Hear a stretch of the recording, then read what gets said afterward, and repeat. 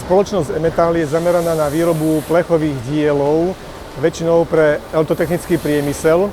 Našimi produktami sú rôzne kryty, skrinky, kabinety, pretože našimi zákazníkmi sú firmy, ktoré vyrábajú rôzne elektronické zariadenia, môžu to byť rôzne nabíjačky, medicínske prístroje, rozvádzacie skrine pre letiská, metro, železnice a takýmto spôsobom je možné sa s našimi výrobkami stretnúť prakticky na celom svete, od Južnej Ameriky až po Áziu.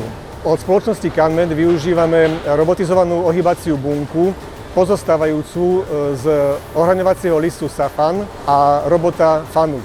Inštaláciou tejto robotickej bunky sme riešili predovšetkým nedostatok pracovníkov, pretože na trhu práce je veľký nedostatok ľudí schopných kvalitne pracovať na ohraňovacích listoch. Toto robotické pracovisko má tú výhodu, že dokáže s vysokou presnosťou opakovane ohýbať výrobky, čím sa zvyšuje kvalita výrobkov. A čo sa týka produktivity, tam sa to rôzni v závislosti od toho, či je ten výrobok viac alebo menej zložitý.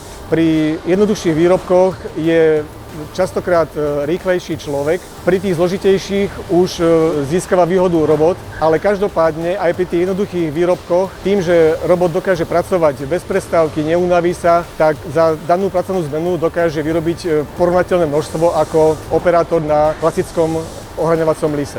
Postupne rozširujeme sortiment výrobkov, ktoré tam ohýbame a myslím si, že sa stala úplne prirodzenou súčasťou nášho výrobného procesu.